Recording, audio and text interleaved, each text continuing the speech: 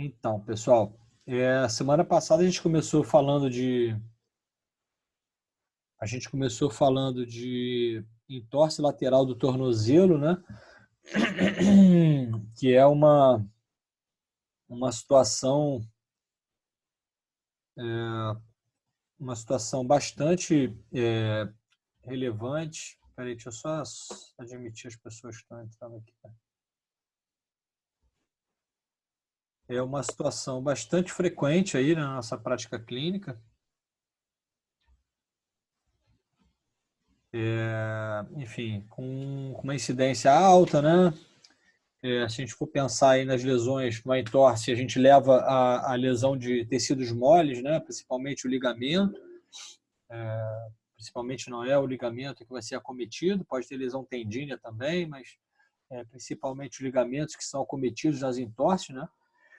Então, numa entorse lateral, a gente vai ter o comprometimento dos ligamentos laterais do tornozelo, né? Que são os ligamentos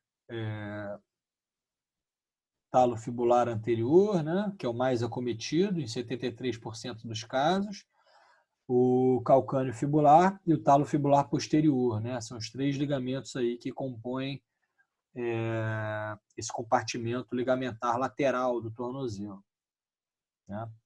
Então, a gente também pode ter entorse por eversão, né?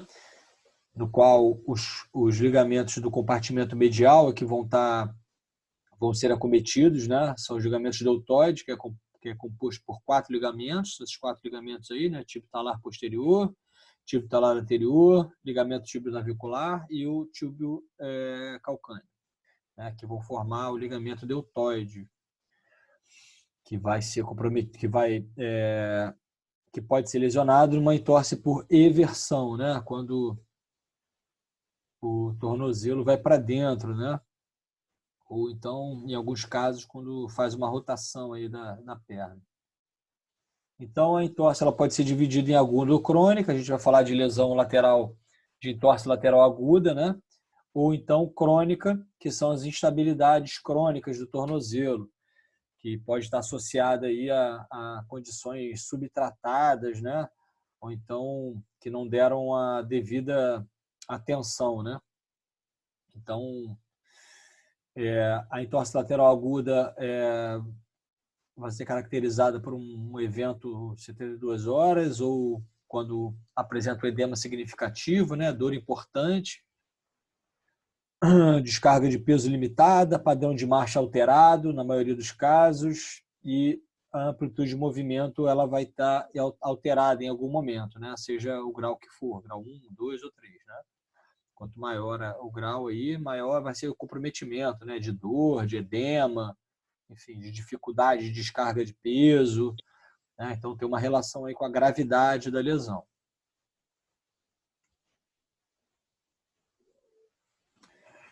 A instabilidade crônica, ela vai estar relacionada aí, como eu falei, por um período pós-lesão, né? Em muitos casos decorrentes de falta ou insuficiência de tratamento, né? Então são condições subtratadas e normalmente evolui com fraqueza muscular, instabilidade articular e déficit sensório motor. Isso é uma condição no qual quando a gente não trata direito esse paciente, né? A gente não avalia direito esse paciente, ou dá alta antes, ou o próprio paciente se dá alta, né? Quando há uma insuficiência do tratamento, esse paciente ele pode evoluir com uma instabilidade crônica. E aí essa instabilidade crônica ela pode ser mecânica ou pode ser funcional, né? Ou subjetiva. Então a estabilidade mecânica vai ser quando a gente faz os testes, né, clínicos, esses testes são positivos, associado ao relato do paciente de instabilidade, de sensação de instabilidade, de hipermobilidade da articulação talocrural, tá? O subtalar. Esse paciente ele tem um déficit sensório motor associado, né? Então, numa instabilidade mecânica, os testes são positivos, né? E o paciente relata que tem uma instabilidade, uma sensação de falseio da articulação do tornozelo. A instabilidade funcional, o paciente também vai relatar a sensação de instabilidade, né? Só que os testes clínicos, né, tanto o teste de gaveta anterior quanto o teste de inclinação talar, eles dão negativos, né? Então, não há uma hipermobilidade articular, mas há uma sensação relatada pelo paciente de instabilidade da articulação, né, de insegurança. Então, esse déficit sensório-motor, ele é presente, né, um atraso da resposta muscular, ou enfim, déficits proprioceptivos, né? Algumas questões anatômicas, né? Então, é uma articulação que é subdividida aí principalmente em 3 articulações, né? A talo-crural, a talo-navicular e a subtalar. Os 3 ligamentos que compõem a região lateral, né? Enfim, dão estabilidade lateral ao tornozelo, que são os ligamentos talo-fibular anterior, calcâneo fibular e o talo-fibular posterior, né? Então, o talo-fibular anterior é um ligamento que, na maioria das vezes, é acometido, né? Em 73% dos casos. Calcâneo fibular em torno de 20%, e o calcâneo fibular posterior, o talo-fibular posterior, desculpe, ele é menos acometido, um ligamento mais forte. Então, as lesões do talo-fibular anterior, 70% dos casos. Quando ele está rompido, há um deslocamento anterior do talos na articulação talo-crural, ou seja, o talos ele fica posicionado, ele escorrega anteriormente, né? Então, o teste de gaveta ele pode dar positivo, tá? A lesão do calcâneo fibular está em 20% dos casos, e a lesão combinada do calcâneo fibular com o talo fibular anterior, o teste de tilt subtalar ou inclinação talar, subtalar, dá positivo, né? São os 2 testes principalmente que a gente vai fazer com esse paciente. O ligamento talo-fibular posterior é um ligamento mais forte, né? Que impede deslizamento posterior e rotação externa do talos, tá? Atenção aqui, porque está em vermelho, em relação a esse deslocamento do talos anteriormente, né? Então, ele se desloca anteriormente, o talo se desloca anteriormente, e no movimento de dorsiflexão, isso pode ser um fator, né? Uma falha posicional dessa articulação, pode ser um fator de impedimento da dorsiflexão, né? Pelo fato do posicionamento, de um mau posicionamento do talos na articulação, ele não desliza posteriormente, que seria o movimento natural dele durante a dorsiflexão, né? Durante o movimento osteocinemático de dorsiflexão, o talos ele se desloca, ele desliza posteriormente. E como nessa lesão, se há uma lesão do talo fibular anterior e o talos ele se desloca mais anteriormente na articulação talocrural, pode ser um impeditivo mecânico para a dorsiflexão, né? De não escorregamento, de não deslizamento posterior do talos na articulação talocrural. E aí a gente viu aí esse consenso, né? Que eles recomendam uma avaliação clínica, né? Seja médica ou nossa fisioterapêutica, 5 pontos aí cruciais, né? Que principalmente vai estar relacionado lá com as regras de Ottawa, né? De refutar ou de excluir a possibilidade de uma fratura. Então, a gente tem que entender do mecanismo de lesão, né? Na nossa história lá, a gente tem que perguntar o mecanismo de lesão, como é que foi essa lesão, como é que foi o mecanismo, né? Colher se o paciente já tem uma história de entorse lateral, né? E se ele já tem uma história de entorse lateral, possivelmente é um paciente com instabilidade crônica do tornozelo, né? Então, esse paciente ele já vai ter algum déficit sensório-motor, tá? Estado de suporte de peso é a capacidade que o paciente tem de suportar o peso por 4 passos. É uma das regras lá de Ottawa, né? Assim como a avaliação clínica dos ossos e a avaliação dos ligamentos, clínica dos ligamentos, né? Então, a gente vai ter que levar em consideração esses 5 fatores aí, são recomendações para a gente levar em consideração na nossa avaliação clínica, né? Lembrando que suporte de peso por 4 passos e avaliação clínica dos ossos são 2 fatores aí importantes para a gente refutar ou excluir a possibilidade de haver uma fratura, ou seja, a gente indicar esse paciente para realizar um exame de raio-x. Então, o mecanismo de lesão ele ocorre, né, ao aterrissar de um salto, pisar num buraco, irregularidade do solo ou um trauma direto, né? Então, o mecanismo é o mecanismo de inversão, né? O calcâneo ele se desloca medialmente, né? Então, é uma visão posterior e uma visão anterior da entorse. Tá? O mecanismo lesional. Então, vai acometer esses ligamentos aí. Aqui está aparecendo o talo fibular anterior e o calcâneo fibular, né? O talo fibular posterior ele fica mais aqui atrás. Então, uma triagem, a gente falou de triagem, né, de bandeiras vermelhas. Então, diagnóstico diferencial de fratura, a gente vai levar em consideração a regra de Ottawa, né? Então, tem uma alta sensibilidade, ou seja, a capacidade de excluir determinada lesão. Então, se der negativo, se todos os testes derem negativos, a gente vai excluir a possibilidade de encaminhar para raio-x, né? De fratura. Então, as regras de Ottawa, palpação da borda posterolateral do maléolo externo, então os 6 centímetros distais do maléolo externo, né? A gente vai palpar ali esse paciente relatador, assim como relatador no bordo medial também, posteromedial do maléolo medial, e não suportar dar 4 passos, esse paciente ele tem possivelmente uma lesão óssea, né? Então a gente vai solicitar um raio-x, assim como a palpação da base do quinto metatarso e do osso navicular associado à incapacidade de dar 4 passos seguidos. Esse paciente possivelmente tem uma fratura da base do quinto metatarso. Tá? Isso tudo a gente conversou semana passada. Então, classificação em relação à gravidade, a gente vai levar em consideração a frouxidão, hematoma, edema, amplitude de movimento, força e capacidade de realizar teste funcional. Então, grau 1 não tem quase perda funcional, os testes clínicos eles são negativos, né? Lembrando o teste de gaveta anterior e o teste de tilt subtalar ou inclinação talar, né? Sem ou pequeno edema, que a gente vai ver como é que a gente vai avaliar isso aí, que é menor que meio centímetro. Então, quando a gente fizer a perimetria, a gente vai ver uma diferença para o lado sadio de menos de meio centímetro. E tem uma perda de amplitude de movimento total aí de 5 graus, é muito pouco.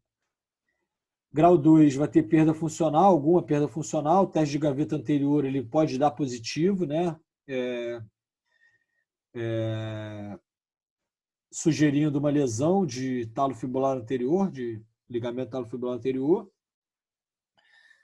O aparecimento de hematoma, né? Aquela imagem arroxeada, perimaleolar, né? Em volta do maléolo, uma diminuição entre 5 e 10 graus de amplitude de movimento e um edema de meio a 2 centímetros.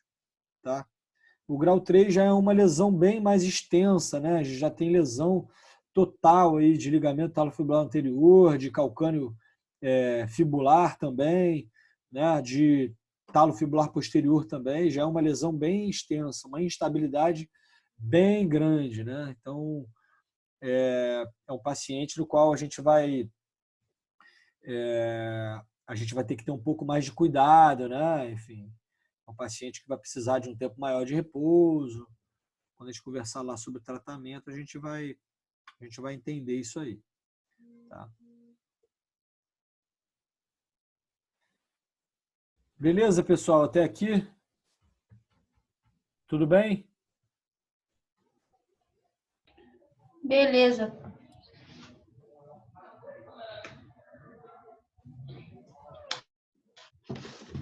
Então, vamos lá, vamos seguindo. E aí a gente parou. A gente parou aqui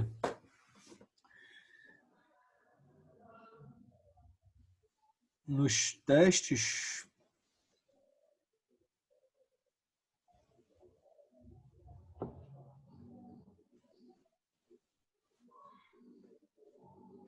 Então, a gente falou da escala, né? Uma escala de funcionalidade de membro inferior, né? Então, deixa eu abrir aqui.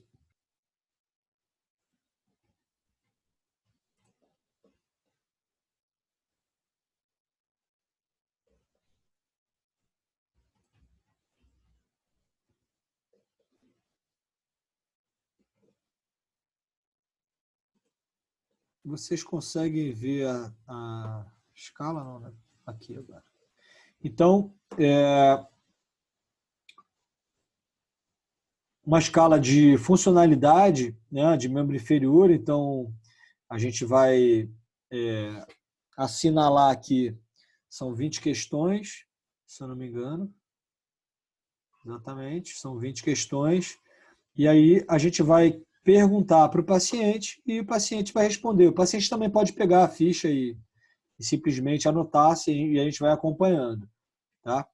Então, a gente vai perguntando para o paciente cada atividade dessa e ele vai relatar se é extremamente difícil ou incapaz de realizar ou se não tem dificuldade nenhuma. E aí, ao final, a gente vai ter um score aqui de, no máximo, 80 pontos. A gente pode dividir esse score aqui por 80, vai dar um percentual. Lembrando que esse é um questionário inespecífico, é um questionário para a gente averiguar aí a funcionalidade de membro inferior. Até um aluno, na semana passada, o João Paulo, perguntou, tá, mas se o paciente não conseguir ficar de cócoras porque ele tem dor no joelho, ele tem uma perda funcional de membro inferior, né? Então, ele vai perder ponto ali, não está conseguindo executar. Mas existem outras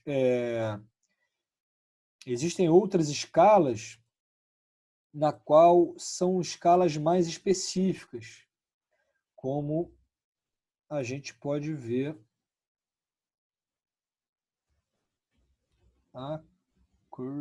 cadê? Aqui. Tá? Então, essa aqui é uma outra escala, uma escala mais específica, que é até mais interessante também da gente. A gente pode passar as duas para o paciente, não tem problema nenhum, tá? Mas essa é uma escala mais específica, que é uma escala para mensuração de habilidade de tornozelo e pé. Então, são perguntas mais relacionadas a essas articulações, né? Então, a gente vai ter dois domínios.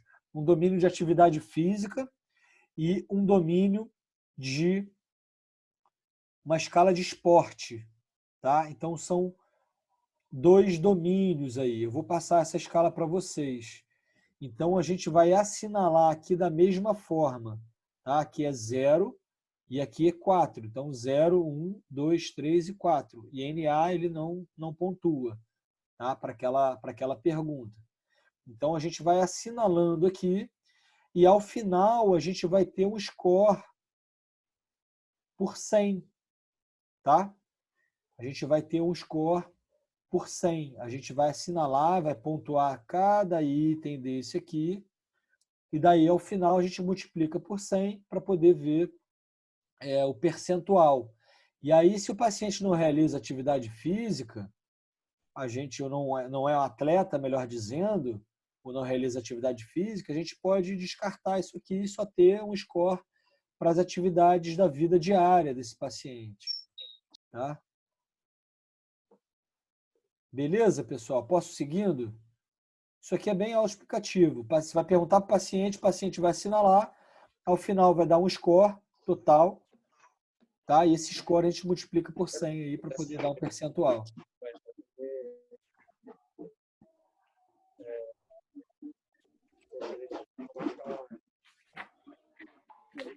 Ciência da computação? Ciência da computação. Pô, dá muito dinheiro. Dá. Mano, Então, tava um áudio aberto aí. Então é isso, assim. Então, a gente vai passar aí esse questionário, né, que são 21 perguntas aí para atividades da vida diária e 8 perguntas para esporte. Tá? Eu vou mandar esse questionário para vocês. Tá bom? Tudo bem? Tá bom, professor.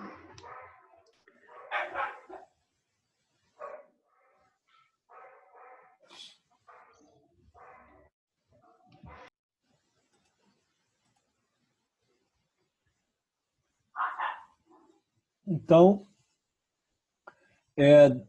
um ponto importante aí para a gente deixar claro, nesses questionários a gente viu que a gente vai ter uma pontuação, né? Então, deu lá X pontos. Para a gente detectar se houve uma melhora significativa desse paciente, ou seja, uma mínima melhora clínica desse paciente, existe um score para isso, né? Isso é feito um estudo estatístico, né? Eles rodam um estudo estatístico e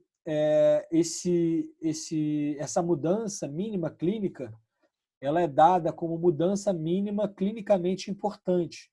É um dado, é um score, no qual a gente vai entender que para essa escala de funcionalidade de membro inferior, a gente tem que ter uma diferença de 9 pontos durante 4 semanas, ou seja, a gente atendeu esse paciente por um mês, se a gente passar essa escala de novo, para que a gente tenha uma melhora significativa, ou seja, uma melhora importante, clinicamente falando, a gente tem que ter uma melhora de 9 pontos. Tá? Então, se o paciente pontuou 50, e para que ele tenha uma melhora, os 100 seria o 100% dele, 100 pontos seria o 100%, se ele pontuou 50 no primeiro dia de avaliação e daqui a um mês ele pontuou 62, ele melhorou 12 pontos em um mês, né? Então, é uma melhora clínica, é uma mínima melhora clinicamente importante, tá? Então, isso é um parâmetro objetivo para a gente ver se o paciente ele teve uma melhora. Isso baseado no relato do próprio paciente, já que a gente faz as perguntas para ele, né? E ele responde lá se melhorou, se está com muita dor, muita dificuldade ou não. Então, é uma melhora objetiva, né? Uma melhora, mínima melhora clinicamente importante, tá? Então, é um parâmetro objetivo aí, tanto para a evolução do tratamento, como até para a alta, né? E para o questionário mais específico para tornozelo, a gente vai ter que ter uma melhora de 8 pontos em 4 semanas, tá? Ou 9 pontos em 4 semanas se a gente for levar o domínio de esporte. Então, tem que ter 9 pontos a mais lá no domínio, lá para as perguntas dentro das atividades esportivas do paciente, ou 8 pontos nas atividades da vida diária desse paciente. Tá? Então, alguns parâmetros e recomendações para avaliação clínica da reabilitação, né? Para avaliação clínica para a reabilitação desse paciente. Então, alguns critérios que a gente tem que levar em consideração quando a gente for avaliar esse paciente. Então, entorse de tornozelo não é tão simples assim, né? Não que não seja simples, mas alguns parâmetros aí que são importantes, porque há um alto índice de recidiva da lesão, né? Então, a gente tem que se atentar a alguns parâmetros aqui, a gente vai falar ali de alguns deles, que a gente vai levar em consideração para que a gente possa ter uma boa evolução do nosso tratamento.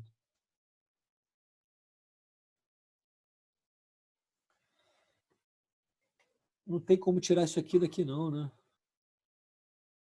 Então, vamos lá. Isso é um quadrinho que eu traduzi e trouxe para... Oi. Oi, pessoal. Alguma dúvida aí? Não? Tudo bem? Então, vamos lá. Então, esse quadro está daquele artigo lá do consenso, né, que a gente falou lá anteriormente, no qual também foram dadas 5 recomendações clínicas, né, de mecanismo de lesão, de avaliação óssea, avaliação ligamentar, né, capacidade de suportar o peso, enfim.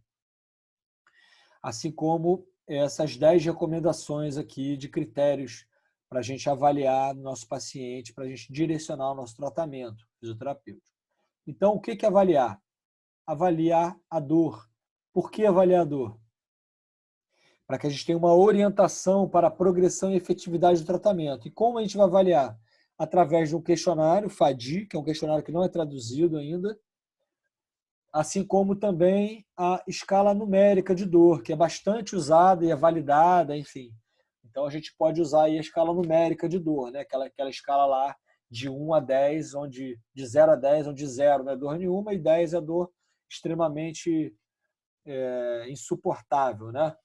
Então, a gente vai avaliar a dor para a gente poder ter uma orientação em relação à progressão e efetividade do tratamento, através de um questionário, FADI, ou então da escala numérica de dor.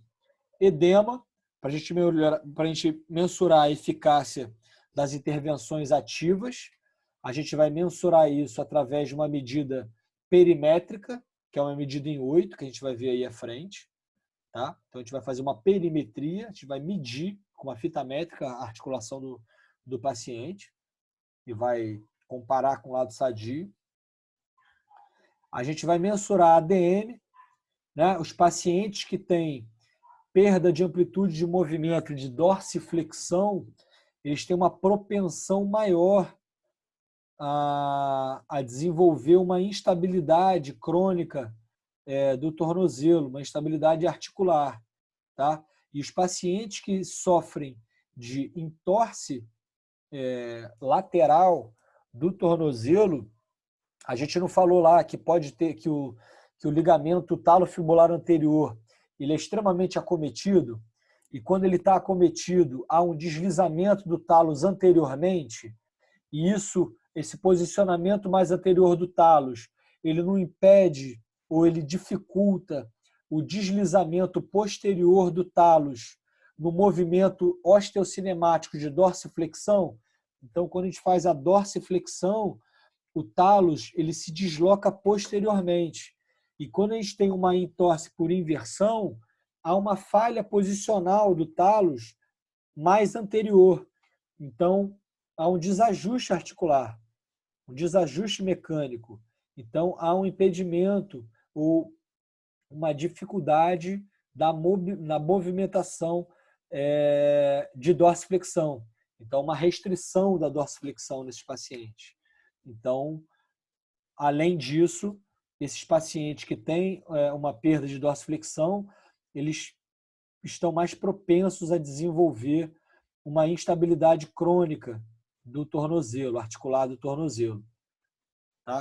Não só isso, a perda de dorsiflexão ela está associada a lesões de membro inferior, seja de joelho, seja de quadril. Tá? Então, perda de dorsiflexão é bastante, assim, é bastante preponderante aí de aparecer em outras lesões do membro inferior. Tá? Vai cair aqui, a gente tem menos de 1 minuto, mas a gente vai continuando. Qualquer coisa a gente chama de novo. Qualquer coisa não, a gente vai chamar de novo. Então, artrocinemática, a gente também vai avaliar aí a artrocinemática desse tornozelo. Então, teste de deslizamento posterior do talos. Tá? Então, só corrobora o que a gente falou aqui anteriormente. Então, uma falha posicional leva ao deslizamento anterior do talos, uma restrição do deslizamento posterior do talos. Então, uma perda da dorsiflexão por conta disso. Tá? Então,